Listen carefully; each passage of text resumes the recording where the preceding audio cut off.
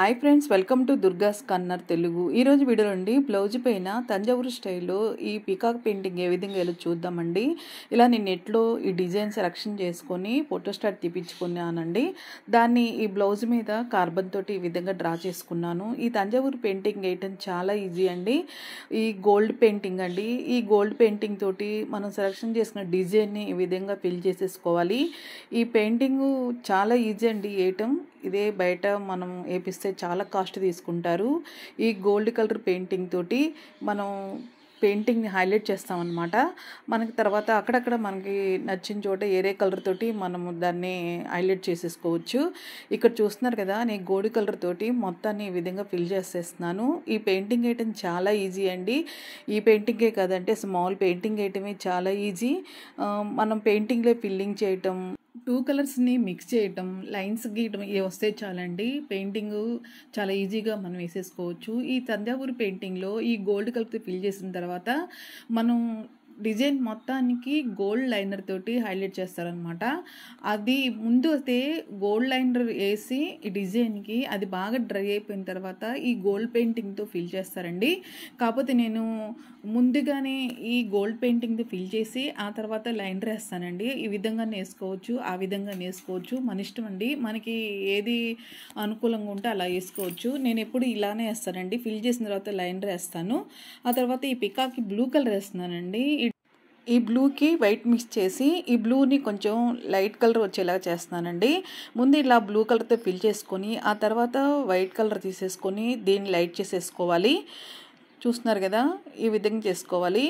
ఇలా 2 colours mix అయ్యేలాగా చూసుకోవాలండి. అప్పుడు మనం వేసిన కలర్ అనేది లైట్గా కనిపిస్తుంది. చూస్తున్నారు కదా, ముందు బ్లూ కలర్ బాగా డార్క్గా ఉంది, వైట్ కలర్ పంగాలను ఏ విధంగా వస్తుంది చూస్తున్నారు కదా. ఆ తర్వాత ఈ పికాక్ మొత్తానికి ఇలా బ్లూ కలర్ వేసేసానండి.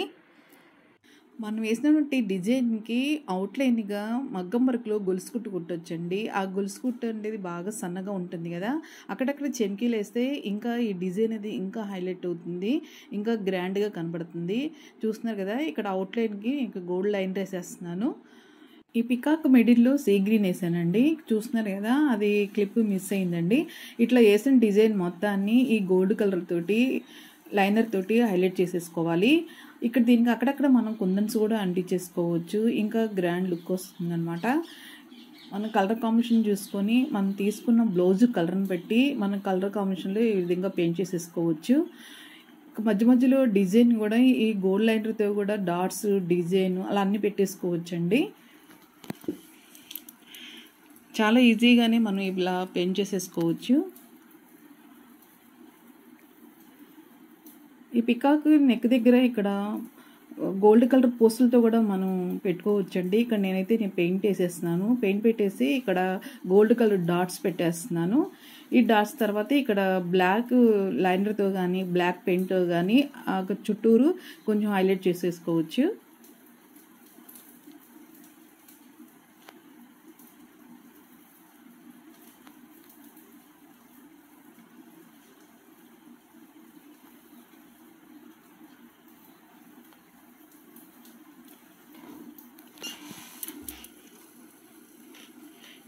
నెక్ కింద భాగం కూడా ఇది గోల్డ్ కలర్ పెయింట్ వేసేసానండి. ఈ కింద డిజైన్ కూడా ఈ విధంగా మనకు నచ్చినట్టుగా డిజైన్ ఈ విధంగా వేసేసుకోవచ్చు.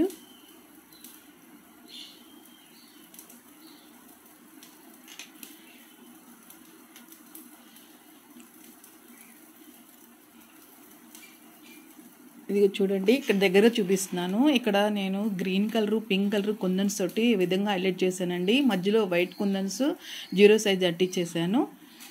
ఇట్లా ఇది బ్యాక్ సైడ్ అండి. హ్యాండ్స్కి ఈ విధంగా వేసేసాను. చాలా సింపుల్గా వేసేసాను.